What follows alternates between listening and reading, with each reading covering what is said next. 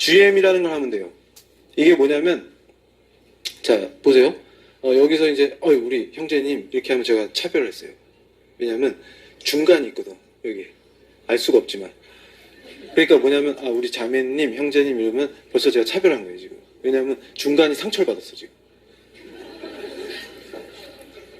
그러니까, 그런 얘기를 하면 안 돼. 형제님, 이런 얘기 하면 안 돼. 그리고, 자, 이제 학교에서 선생님이 여학생들 손 들어보세요, 이러면 안 돼. 중간 학생이 상처를 받았어, 지금. 자, 남학생 왼쪽, 여학생 오른쪽으로 가세요. 그러면 안 돼. 중간만 있는 게 아니에요. 많이 중간, 조금 중간, 막 이렇게 있어요. 그래가지고 이게 한 58가지 돼요. 외울 수가 없어요. 그래가지고 제가 지지난주에 미국 가기 전에 법무법인 화우에서 저쪽 분하고 토론을 했는데 사회자가 저를 제지하더라고요. 왜냐하면 제가 이제 법리로 완전히 확 제압해버렸는데 이분이 억울하시잖아요. 그래서 엉뚱한 얘기를 하길래 또 한 번 확 제압했더니 저보다 한참 선배님이셔갖고 좀 미안했어요. 그러다가 이제 제가 그런데 제가 지금 금방 생각난 건데요. 세임섹스 메리지라고 하는 것도 차별인 것 같아요. 이랬더니 갑자기 눈이 뚱그려요. 그게 왜 차별이야? 보세요. 안 세임섹스 메리지는 뭐예요? 메일하고 피메일이 결혼하는 거죠. 그럼 세임섹스는 똑같아야 돼. 그러니까 영국에서 지금 무슨 미친 이론들이 나왔냐면요. 젠더뿐만이 아니라 섹스도 메일 앤드 피메일만 있는 게 아니고 생물학적으로도 분기될 때 뭐 다양성이 있기 때문에 그 두 개만 있다고 할 수 없대요. 그럼 뭐가 있는데 도대체. 그것 좀 뭐가 또 있어. 그러면 그래 있다 치고. 근데 어쨌든 세임섹스 메리지는 차별인 것 같다. 그랬더니 왜? 그러니까 58가지를 경우의 수로 짝지어봐. 세임이 힘들어. 그러면 얘들이 다 평등하려면 그게 말이 안 되지 지금. 오히려 세임만 되잖아 지금 니들 주장대로하면. 전통적인 결혼은 메일 앤드 피메일만 되고 세임섹스 추가하면은 58개를 조합해서 경우의 수로 만들면 세임섹스가 불가능할 것 같다 지금.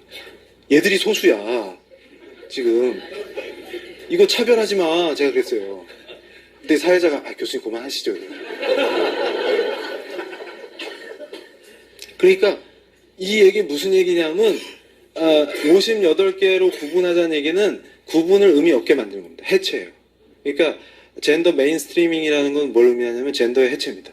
결국. 그러니까 주디스 버틀러 이론의 핵심이 뭐냐면 문화적, 사회적 성인 젠더가 오히려 생물학적 섹스를 규정한다 이런 건데 이러면 또 가뜩이나 지금 졸리신데 이 원리를 설명하면 대책이 없기 때문에 일단 넘어가는데 핵심이 뭐냐면 그러니까 제가 예전에 몇 년 전에 이거 GM이 한국에 상륙하면 큰일 납니다 이랬더니 집사님들이 교수님 이거 울산대 있으니까 현대를 옹호하네 이러면서 GM이 차 좋은데 그래서 GM 상륙해도 돼요. 아니 그 GM이 아니고 지금 그 GM이 이거는 젠더 메인스트림이네요. 그래가지고 이게 상륙하면 싹 쓸어버리는데 뭐냐면 이게 교회를 다 죽인 비밀병기다. 이제. 그러니까 이게 법으로 세팅되는 순간 끝난다.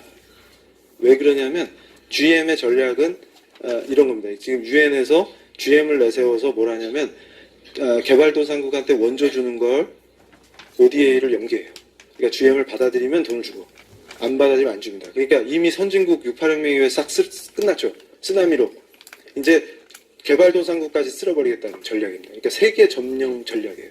근데 한국은 지금 대통령께서 제발 과학기술이나 좀 발전시키는데 좀 정신을 쓰셨으면 좋겠는데 오직 그런 데만 정신이 팔립니다. 그래가지고 성평등위원회 만들었잖아요. 그게 GM이에요. 성평등 그러니까 남자 여자 평등하게 하자는데 이 교수는 정신이 잘못된 사람. 당신이 유교야? 왜 또 여성 권리를 싫어해? 제가 언제 싫어했어요? 그 성평등이 그 성이 아니에요. 그 성이 이거 58가지 있어요. 이건 평등할 수가 없어요. 그러니까 없애자는 거예요. 그러면 이제 남학생 여학생이 없어져요. 그게 말이 돼? 남학생 여학생이 어떻게 없어져? 없어져요. 중간이 막 있어요. 근데 그 중간이 조금 중간, 많이 중간, 막 이런 게 막 엄청나요. 그리고 아침엔 여자였다가 밤에는 남자로 변신하고 이런 것도 있고요. 뭐 다양해요. 그래가지고 이제 화장실도 중립 화장실이 나와요. 이제 제발 이거 하지 막아야 돼요. 그러면 그게 가능해? 그러다 어떻게 합니까? 근데 이게 무서운 게 법 체계에서 헌법 레벨에서 조례 레벨까지, 그 다음에 이걸 모든 중앙정부에서 지방정부까지 모든 공권력의 행사를 젠더 관점에서 하라는 거예요. 이게 주임입니다. 이게 상륙하면 끝장납니다. 그런데 그게 어떻게 끝장난지만 얘기하고 이걸 끝낼게요. 자, 보세요. 어릴 때 태어나 보니까 엄마 아빠가 있죠. 이건 학교 근처에 못 가본 애들도 알아요. 그리고 난 놓고 기억자 모르는 사람도 알아요. 엄마 아빠가 있으니까 내가 나왔겠지 이렇게 생각해요. 근데 그걸 해체해버립니다. 그럼 어떤 일이 벌어져요? 인간이 어쩔 수 없이 순종했었던 것조차도 이제 내가 선택할 수 있다라고 하는 걸로 주입이 돼요. 이게 철저한 유물론적 사고입니다. 무신론적 사고예요. 그러니까 지금 영국에서 일어나는 현상이 생명윤리의 붕괴입니다. 그러니까 뭐냐면 이게 무너지면요, 사람을 사람으로 안 봐요. 그러니까 제가 항상 강조하는 게 이 인권의 시작도 어디 있나 생각해보면 종교개혁입니다. 왜냐하면 인간이 존엄해야 되거든요. 존 로크라는 학자를 기억해 주세요. 인간이 존엄한 이유가 뭐냐면 자연권과 자연법이 있기 때문이에요. 그러니까 하나님께서 우리를 존엄하게 그분의 형상에 따라 창조해 주셨기 때문에 존엄한 거예요.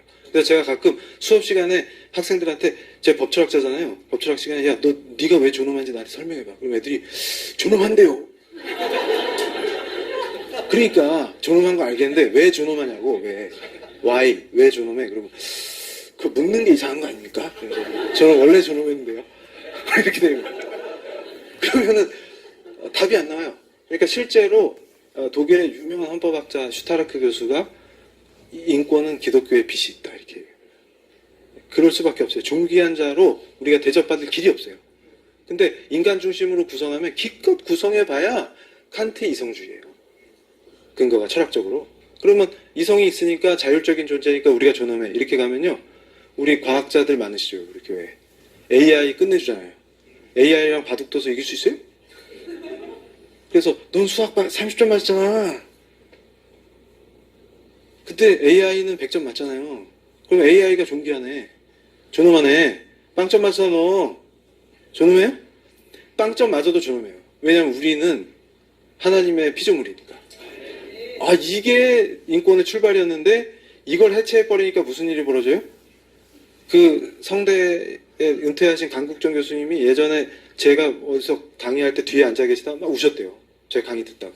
그러면서 저한테 장문의 편지를 보내셨는데 보니까 이제 사람이 곤충도 안 하는 짓을 하려 합니다. 교수님 이러면서 보내셨어요. 그게 인권이에요? 그러니까 뭐냐면 얘네들이 인권의 탈을 씌워가지고 인간을 존귀하게 만들어주신 인간을 개돼지만도 못한 수준으로 끌어내리는 걸 인권으로 포장해 있는 겁니다. 그러니까 이게 뭐냐면 이걸 따라가면 다 죽는 겁니다. 그러니까 인류 파괴의 원리예요, 이게. 그러니까 68의 정신이 실현된다는 건 인류를 다 파멸의 길로 가자는 얘기입니다. 그러니까 여기서 우리가 정신을 바짝 차리고, 제가 처음 이 강의를 시작하면서 말씀드렸던 하와이 땅에서의 폐로 들어오는 그 공기 속에 우리의 기도가 남아있었다. 기도의 숨결이. 그걸 회복해야 됩니다.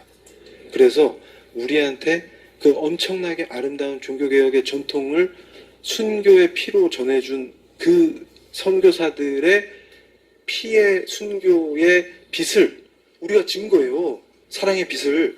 그럼 그걸 갖는 길은 우리가 이걸 지켜내고 더 뜨겁게 만들어가지고 그 열기로 이미 죽은 영국을 살려버리고 유럽을 살리면 그게 빛을 갖는 거다. 근데 제가 분명히 확신하는 건 뭐냐면 종교교육 500년 만에 하나님께서 우리에게 주신 사명이 바로 그거라는 거예요.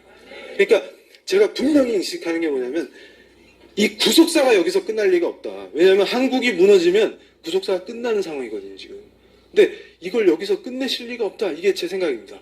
그러면 어딘가에서는 반드시 다시 회복시키시고 그 뜨거운 열기로 미국도 미쳐서 반쯤 넘어가 있고 유럽은 이미 쓰러졌는데 저들을 살리고 우리 옆에 있는 일본까지 다 살리는 이 놀라운 역사가, 마오쩌둥의 혁명이 성공했을 때 인류의 4분의 1을 해방시켰다고 선포한 게 뭡니까? 그 4분의 1이 복음에서 멀어진 거예요. 누가 승리한 겁니까 지금? 근데 그런 승리가 계속될 리가 없잖아요. 그럼 우리가 여기서 뜨겁게 다시 태워서 우리를 불살라서 우리가 순교의 신앙으로 무장을 하고 우리 심장을 예수님께 드리는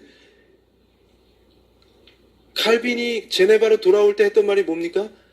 나의 심장을 주님께 신속하게 바로 지금 드리고 싶습니다. 그거거든요. 그 고백이 우리 입술에서 터져 나오면서 여기 와보니까 이 기도가 뜨겁잖아요. 이 철기군으로 무장해서 우리 교회와 나라를 지키는 겁니다. 그러면 저 악의 대연합으로부터 지켜낼 때 우리가 다시 회복되고 그 여세를 몰아서 세계 복음화를 이루는 거대한 역사가, 새로운 종교개혁의 역사가 종교개혁 500년 만에 다시 일어나기를 간절히 기도하는 겁니다. 오늘 여기서 마치겠습니다. 감사합니다.